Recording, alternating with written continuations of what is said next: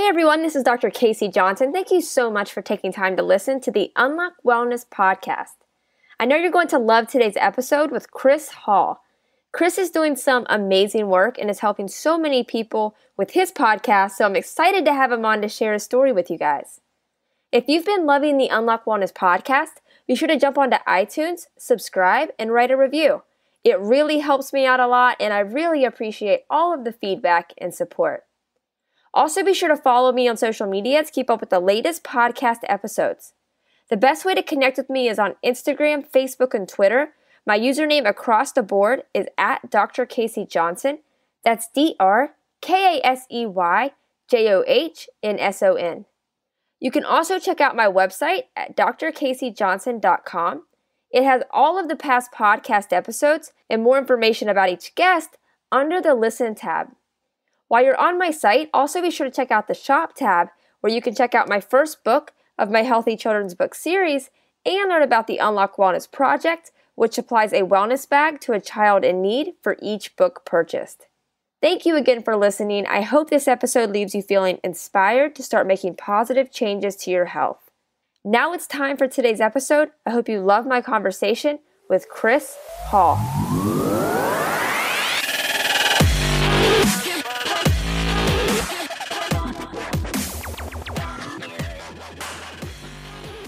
Welcome to the Unlock Wellness podcast. I'm Dr. Casey and excited for today's guest. I'm here with Chris Hall.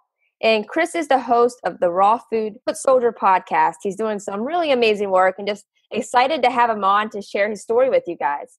So Chris, thank you so much for taking time to come on. I'm excited to have you.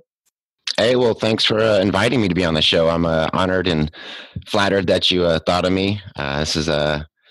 We've been joking a minute ago. This is my first podcast interview being in the hot seat. So hopefully I do justice. Hopefully I do good. Yeah, no, you're going to do great. I'm excited. Yeah. So let's just, jump into it, Chris. Let's walk us through your story, where you're from, what your health looked like at a young age and how it's all really progressed to what it is right now. Okay. I'm 46 years old. I grew up in the East Bay area of California. And I grew up just a pretty much nothing crazy, just a standard childhood, standard American diet, pretty much like everybody else. And it's funny, I just listened to one of your past episodes with your interview with Matt Bennett, and our stories are kind of similar in certain ways. So just around the age of 40, I realized that my health wasn't where I thought it should be. And I was having some digestive issues and things of that nature. So I think I just knew intuitively that I didn't want to go a pharmaceutical route to try and fix this or go to the doctors. So I just kind of decided to take it on my own to do my own research and do some exploring. And did you grow up more medical model, or was it just more kind of casual, do things more naturally, or why was that more natural for you? Or did you just kind of just for some reason thought you could do it better? I'm not sure. No, my parents always took me to the doctor if I had, sniffles or a cough or something. So that was normal for me, but I've always been interested in health. I've always tried to eat right, or what I thought was eating right. And I was a personal trainer for a couple of years. And so, I've always been interested in health, always been interested in fitness. So I kind of had a sense, I kind of knew, I guess more than the average person, how to take care of myself more in a natural sense. So I don't know. I just one day I decided, I'm going to look up wheatgrass. I know wheatgrass is supposed to be good for you. So right. I looked it up on YouTube, and that's the ultimate, right. hippie, yeah. What's the hippie starter pack, right? Let's get some wheatgrass in here. yeah. Well, I knew that's supposed to be good for you. So right. I YouTubed it, and, just like Matt's story, I found Dan McDonald, the Life Regenerator. And from there, it opened the floodgates to Dr. Morse, raw foods, detoxification, and it just all made sense. And so from there, I just started my journey to seek healing my body with the natural means through detoxification and more raw type of foods. So in that sense, it's not super unique, but it just hitting the age of 40, I think that's where most people start hitting that point where their body's too toxic and health issues start popping up. So just decided to take upon myself to do something about it. Gotcha. So 40 was when you went, did you go 100% raw vegan, or was it a good mix with mainly raw, or what did that look like? And that started at just right at 40? Oh, no, no. I'm still in my transition process. It's, Okay. yeah, I'm dealing with, it's a struggle for me. And I've been honest with that from the get go. When I started my podcast. Hmm. And I think that's something that a lot of people can relate to. It's not easy when you're, in your 40s and you're trying to make this huge lifestyle change to change your diet that you've been eating your whole life. And it's really tough. I mean, cooked food is a real strong addiction. And I've been dealing with other addictions in my life. Like when I was younger, I partied like no one's business, drinking, drugs, and all that stuff. And just this month, I think I'm 17 months sober. That's awesome. So Congrats. yeah, thank you. Yeah, so I've been making some huge lifestyle changes, but it's been a transition. Slowly, just eliminating things out of my diet. Doing this, doing that. So, and I think that sets you up for more of a long-term sustainability because a lot of Right. people make the switch right away, which is great. That's awesome. That's something I couldn't do, and sometimes they'll get burn out too fast or it just won't stick. So you really need to lay the foundation and make that transition. Take however long it needs to take so you can set yourself up for long-term sustainability, Right. in No, my opinion. no, for sure. Like you said, both ways are awesome. Like I've talked to both people, like both sides of that story, and like 100% Yeah. support both ways. It's awesome, whatever's best for that person. But I think it's super important for people to hear stories like yours because like people get discouraged when, Right. Yeah. they keep messing up or it's not as fast as they think they should have. They see somebody Yep. that's doing amazing, like Rich Roll, who's incredible, but they're like, man, why am I not there yet? But it's just like it's just a process, and just realizing that it's okay that if it takes a little bit longer, but ultimately making the best decision for your health long term, and like you said, more sustainable. Yeah. Yeah. Yeah. And I'm enjoying the process too. Do I wish it was going faster? Sure, but along at the same time, I'm going through this at a slow enough pace that I'm learning things about myself, and that's part of the fun too. Is hitting a roadblock or an obstacle and figure out, okay, how am I going to navigate through this? How am I going to mentally get past this barrier? So it doesn't have to be a race, and I'm kind of enjoying the process. And two, just to mention, I have a wife and two young kids, and they're not completely on board with going strictly raw foods or fruitarian or something. So they're slowly transitioning, going vegan and things like that. So I kind of have to meet my wife halfway, and so we're both kind of doing it together. So No, that's awesome. Yeah, I mean, yeah, it's like you said, it's a process for everybody. Like, and back to when you were, you were talking about, you had struggled with addictions. Have you noticed that kind of redirecting, like where you've like really redirected all of this time and energy into more natural wellness? Like, has that really helped kind of like fill the void of that type of addiction to a new type of addiction that's obviously way better for your health? yeah, yeah. It's funny you said that because yeah, my wife jokes about that too. She's like, you just transferred one addiction into another because I think it's very common for when they get into either plant-based diet or raw foods or whatever they get into, you get super passionate about it. And then you get kind of preachy too, and you kind of push people away at the same time. But I think when you find your truth, and you hit that spiritual alignment or whatever you want to call it, and everything's just in sync and you find your calling, you get super passionate about it and sometimes borderline obsessive too, maybe, I don't know. But, yeah, you just, you get passionate about things and you want to share it with everybody. But I try and keep it in balance. That's my thing now, is trying to stay balanced and not bend too far one way or the other. Because I've been there, I've done that.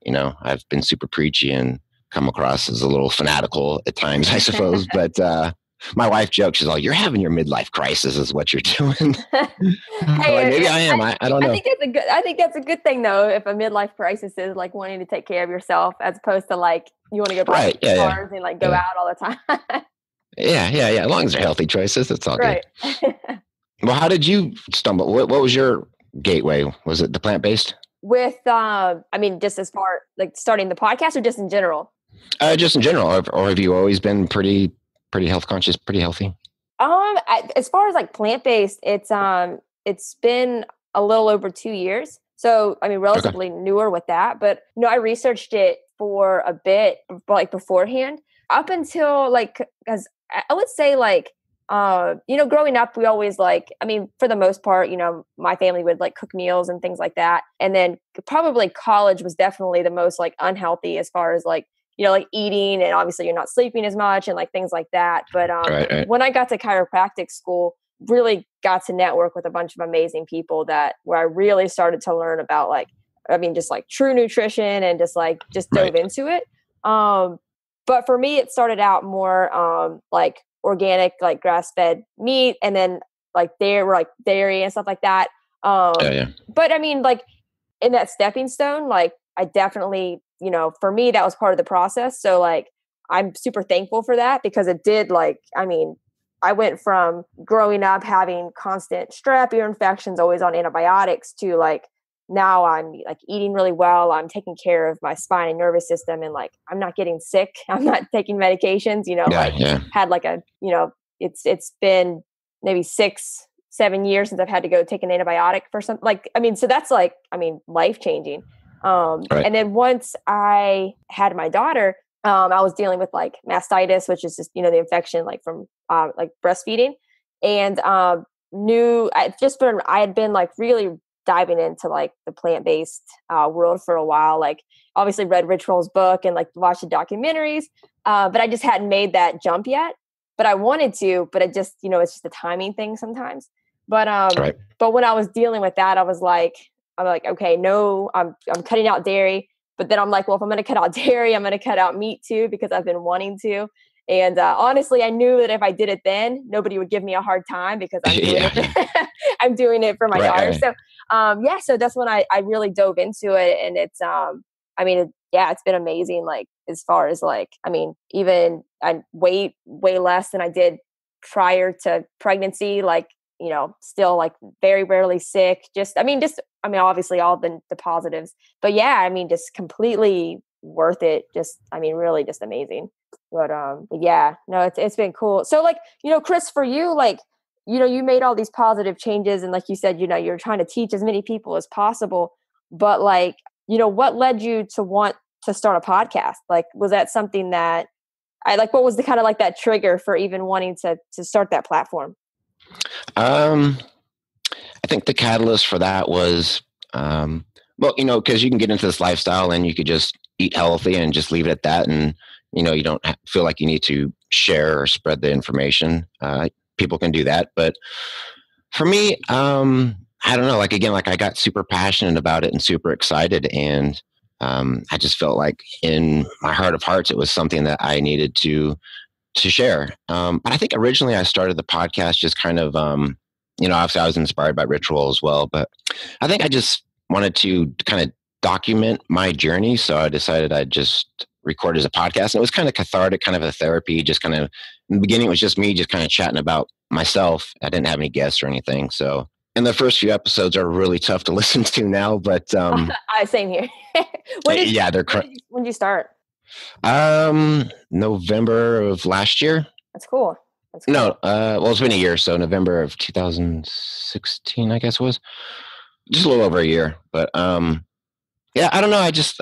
I was passionate about it, and I felt like I don't know. I felt like when I downloaded this information of what true nutrition was and how to heal the body, it's kind of something that I felt personally I couldn't keep to myself. It was I felt like I'd found the secret of the fountain of youth, that kind of thing, and I felt obligated to share this message and help spread awareness. And look, I mean, we're facing tough times, and only 3% of the population is vegan, something like that. So we've definitely got some work to do and some obstacles to overcome. And I just wanted to have a voice in that movement. And I thought, what better way than to start a podcast and just kind of share my own experience, and hopefully people can relate to that. And I've been joining it ever since. And I started getting the opportunity to talk to some really amazing people and learn. And it's also great too, because one day if my kids decide they want to, upgrade their health, they can turn to these podcasts and have this whole library of information that they can turn to and be like, hey, look, the information's right here. Check it out. It's all here for you. So it's kind of cool in that sense too. That's cool. And like, when did you start adding in guests and stuff? Because I know you said you started off just yourself talking about your story. Like, who was like your first guest, and like, how did it go? Well, it's funny you mentioned that because you just had him on, and that was Jackson Foster. Oh, that's awesome. Isn't he great? Yeah, yeah, That's he's a like a cool dude. perfect first guest. Yeah, yeah. He was living in Berkeley at the time, so I pestered and pestered and pestered, and on his different platforms, trying to say, hey, I got this podcast. Why don't you come on? And he wouldn't respond back. So I'm like, maybe he just doesn't want to do it. But we finally connect, and he's like, I'm just super busy. I get a lot of people asking questions and stuff. So, but anyways, we hooked up and we did it. And yeah, he's super cool, super articulate guy, and very passionate about animal rights and stuff like that. So yeah, he was a great first guest. And Awesome. I think I always wanted to have guests on, but with just my personality, I'm super shy and kind of introvert. So I was super nervous about interviewing people. Yeah. So I was like, I kind of pushed it off for a long time. But then once I started doing it, I'm like, this is no big deal. Yeah, it's not. It's easy, it's not so. bad once you get going. No, that's cool. Like it's funny. Like I've talked to a few different people who do podcasts, and it's like everyone. It's kind of the same because it's like it gives me an excuse to talk to all these really cool people. Exactly. Yeah. That I would never be able to just to be like, hey, can we talk for a few minutes? Like, yeah. But no, it really builds a good connection, and like you get to talk to all these like really inspiring people, and it's super amazing. Like what's been like, I mean, like as far as like, you're talking to all these guests, like are there certain like people that really have stood out for you personally, or like insights that you've taken from your guests that you've been able to apply for yourself? Just like, I'm sure you could probably say that for every single one, but like, are there a few that stand out? Well, my angle, my podcast is more towards detoxification. Mm-hmm. So my guests tend to be more in that area of expertise or with that area of experience. So I'm always learning new things for my guests, just how the body heals itself, and if we just get out of the way, it's the cells can fix themselves and stuff like that. So I'm just gathering information here and there.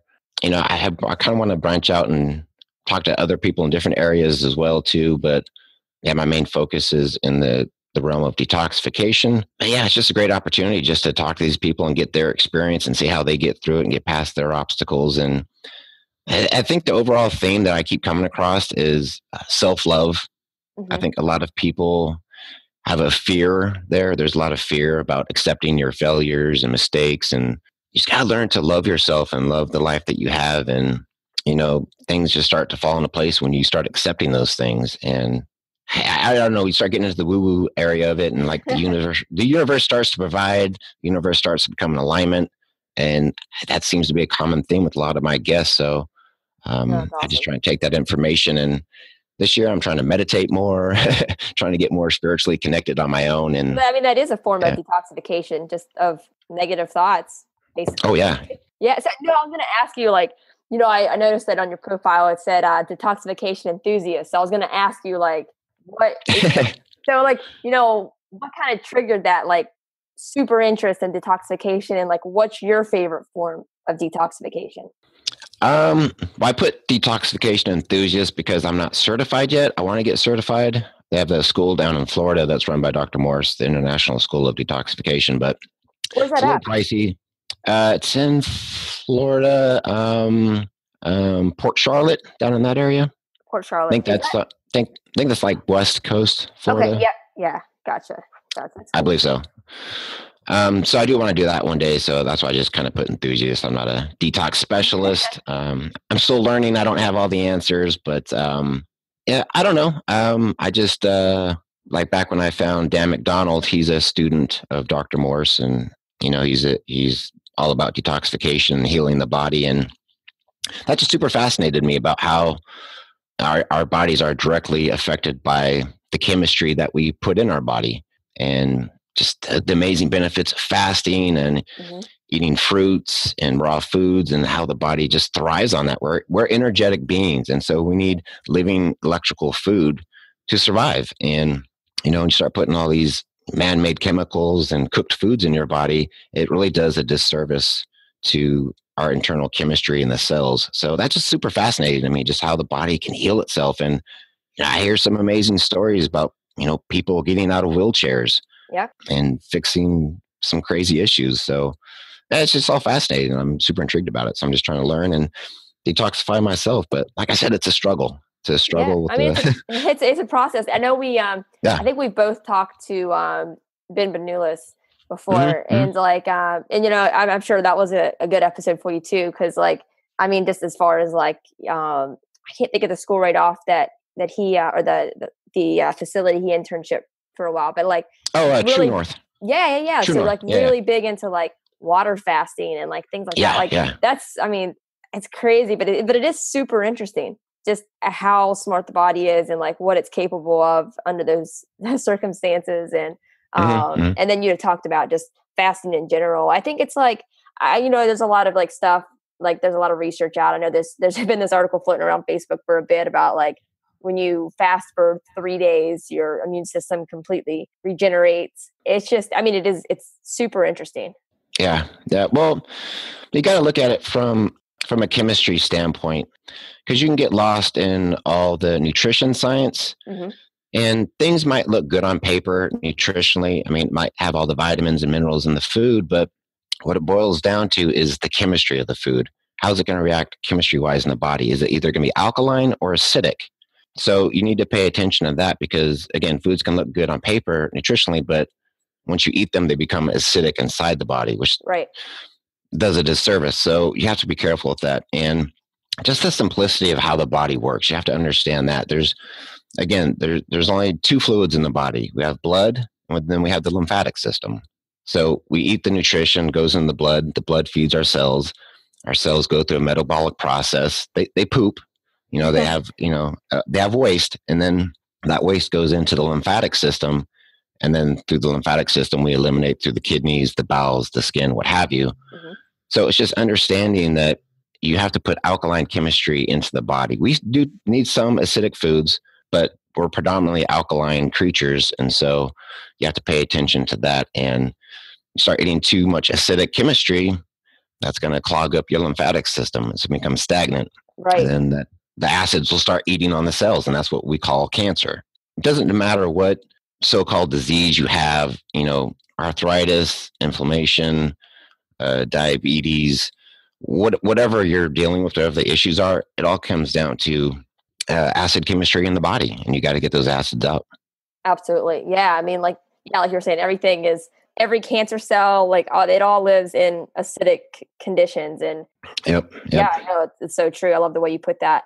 And I mean, whenever you first got started, was there a specific resource that? I mean, I'm sure you know what. I'm thinking back on my whole wellness journey, and I'm trying to think of specific the first time it caught my eye, that really triggered me to really dive into that rabbit hole. Was there a Yeah. Yeah. specific resource that you remember was the very first one that really triggered your interest? As far as a resource, It was I it was a don't. book or a documentary or anything like that? Yeah, I went through all the documentaries, the Forks Over Knives. I did all that stuff. But before that, I think it was just my introduction to Dr. Morse. Yeah. I think he was the one that really opened my eyes to how simplistic everything is, and how easy the body can fix itself as long as we just get out of the way. And I think that's what really opened my eyes to just a lot of the indoctrination and propaganda that we've been subjected to all our lives about milk's good for you and all that stuff. So that really opened my eyes, and his message was pretty simplistic, and it just made sense. I mean, there's no way you can argue it. It just made Right. complete sense. The simplicity of it. So No, I I think love that that. was the eye opener for me. And you can go down so many other different avenues and rabbit holes, but I just try and keep things simple. The more you complicate it and break things down and talk about calories and carbohydrates and flats, it just gets confusing to me, and it Yes. doesn't really mean anything. So Well, I mean, nutrition is meant to be what should be meant to be simple. You take it way back. It's how simple were people eating back in the day, right? Just right, fruits, right. nuts, seeds. I mean, as simple as possible. It wasn't all of these complex things. They weren't counting their macros.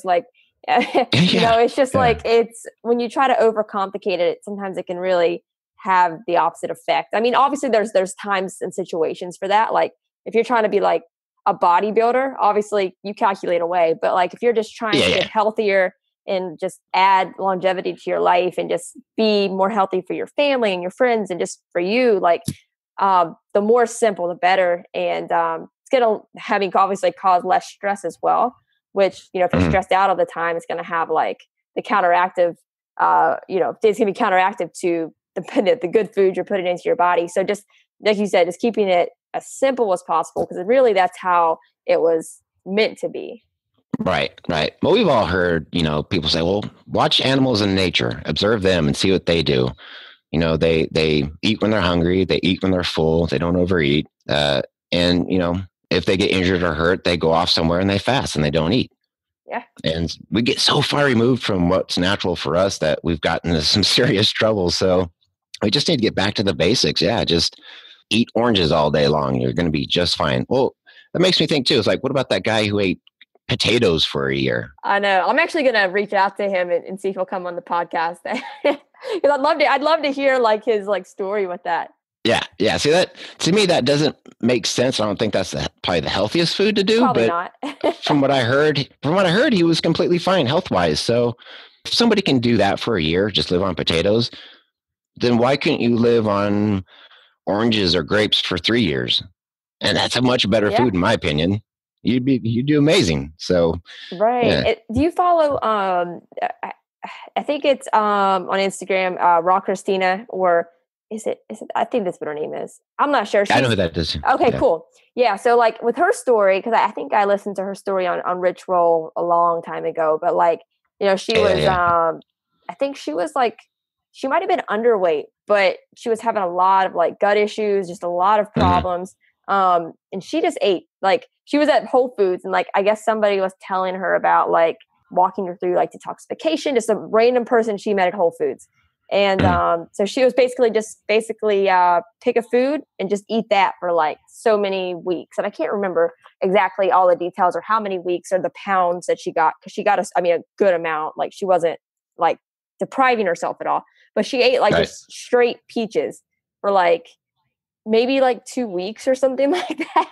I can't remember exactly, but like her body responded amazing. Like her weight got back to where it needed to be. She was feeling good. She wasn't having to take all of these like medications for her like poor gut health. Like it was something crazy. And then that really triggered her into like what she's doing right now, which is amazing. Like she's doing a lot of cool stuff, and he obviously eats other foods now, but she eats completely raw foods now. But I mean, you hear stories like that and it makes sense. And like, I don't know, it's just, it keeps it simple. Your body's doing one thing, I guess, for that certain amount of time, just digesting that same food.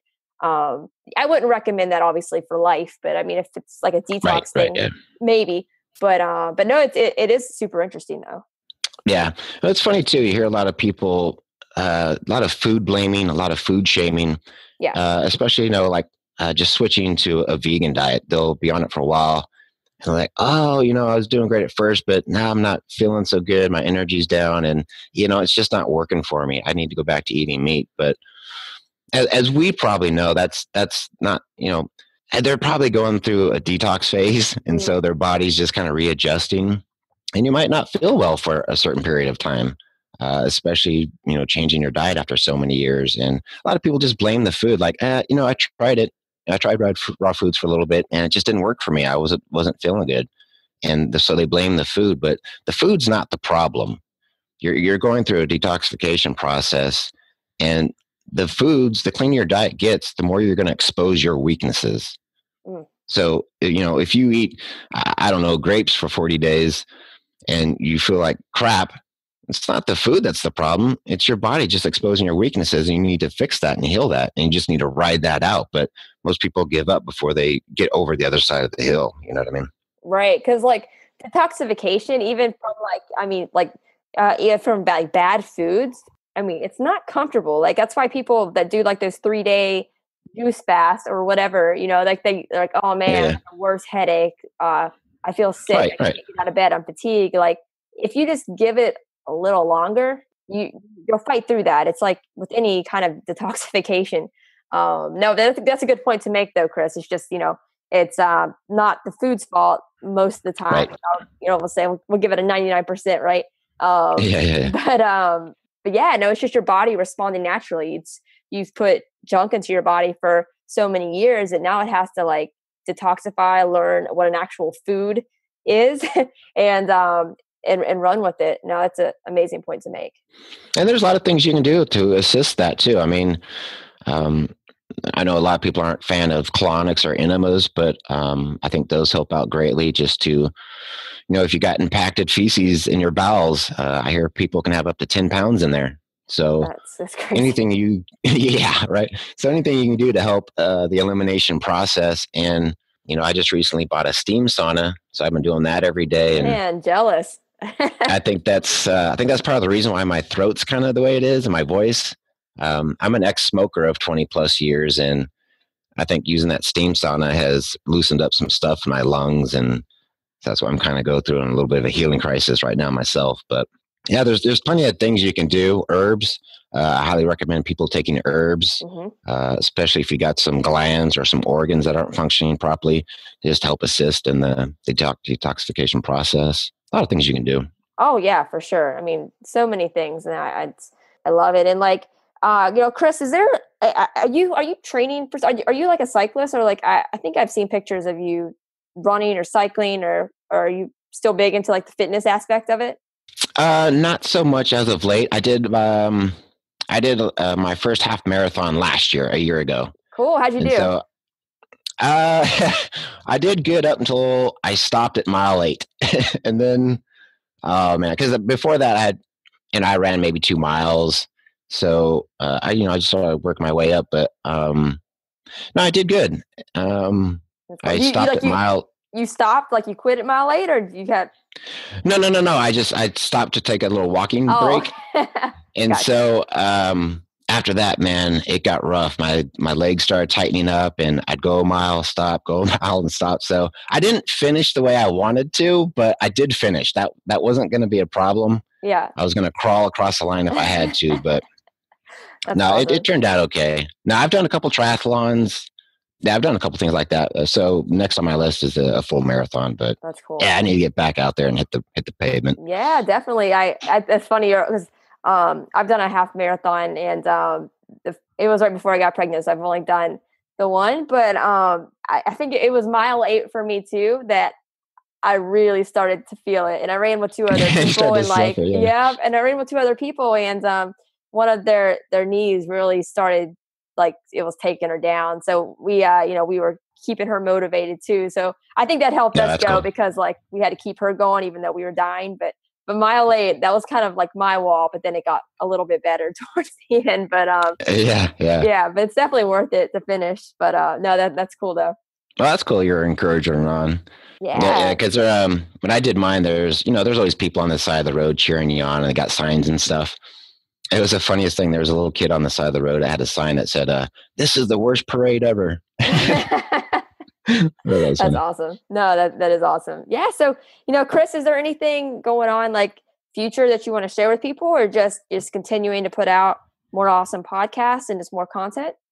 Yeah, I'm just going to try and do some more podcasting. I am trying to put together a book. I want to do a book about my own journey, my story and stuff. So I made a commitment this year to try and write something down every day. That's cool. So I'm already kind of failing at that, but I want to do a book, and I'm slowly putting together some footage just to make a documentary too out there, so I can put that out there. I don't know. I've always got crazy ideas. I'm always trying to do different things, and at the time they'd never come to fruition. But yeah, I've always got ideas. I'm always trying to do stuff, but I'm just happy doing the podcast. Yeah. Well, let me know if whenever either of those come out, the book or the documentary, because I can share that on my end as well. But I think you should do both of those. That sounds awesome. Yeah. I kind of mess with YouTube a little bit, but I don't get much traffic there. But I enjoy, editing little videos and putting stuff together. But that's cool. Yeah, who knows? I don't know. No, I love it. And, Chris, what is the best way for people to follow you on social media? That way they can keep up with your newest podcast, and then also as you put new things out? I keep it simple. Everything's under Raw Food Foot Soldier. So you can find it on Facebook, YouTube, Instagram. And I think that's about it. If anybody wants to email me, it's rawfoodfootsoldier@gmail.com. I have a Patreon account. People want to help support the podcast, they can go there too. That's raw food soldier as well. So just Google that and all the stuff should pop up. It's easy to find. Awesome. Yeah, it's easy to find. Cool. And then, Chris, just closing question that I ask every guest. But if you just had one piece of advice for the audience, maybe it's something that's been your biggest takeaway through your whole journey. But if you just had one piece of advice to give, what would it be? My advice would be to, you hear a lot, everybody says, if you're going to do something in life, the first step is the most important. Just start that process. That and a lot of things that held me back for the longest time, like I said, I'm 17 months sober, and that's something that I struggled with pretty much my whole life. And I always thought that if I stopped, drinking or doing whatever, life would end, life would be boring and it would suck. And so there's a fear there that held me from doing that. And I realized, our made up fears are much worse than what actual reality is going to be. So it's just being able to take that first step and realize that, it's not that bad. You're still going to be breathing. You're still going to be here tomorrow. And don't let that made up fear stop you from doing whatever your dreams are, whatever your goals are. That it is possible. It's just getting past that made up fear that we have. And I don't know how to explain it. The universe starts to align. Law of attraction starts happening. I've seen it, but you just have to embrace it and just get past that threshold, and your visions and your dreams will come true. I'm a living testament to that. I thought I was never going to be able to stop my addictions, but I did. And here I am today doing some pretty cool things, I think, in my opinion. So that's awesome. There's hope. There's hope out there, people. You can do it. Awesome. No, I love it, Chris. It's perfect. And just thank you so much for taking time to come on. I loved having you, and I'm sure it was a good switch to be on the other side of the mic, huh? Yeah, I think I did okay. It wasn't too bad. I wish my voice was a little better, but I think that was okay. I need to learn to start doing this more if I want to get out there and start doing some public speaking and stuff. So this was good. This is a good experience for me. I appreciate it. No, you did great. Thanks, Chris. Hey, thank you. Thank you guys so much for listening to today's episode. I hope you loved my conversation with Chris. I love the work that he's doing, so be sure to give him a follow on social media to keep up with the amazing work that he's doing. You can find his social media links that we talked about in the episode in the show notes, but you can also find them on my website as well at drkaseyjohnson.com. That's drkaseyjohnson.com. Click on the Listen tab. Then from there, you'll be able to see all of the past guests that have come on the Unlock Wellness podcast, read a little bit about each guest, and be able to click on their social media links, websites, all of that. So all of Chris's information can be found on my site as well. If you guys loved today's episode with Chris, be sure to jump onto iTunes, subscribe, and write a review.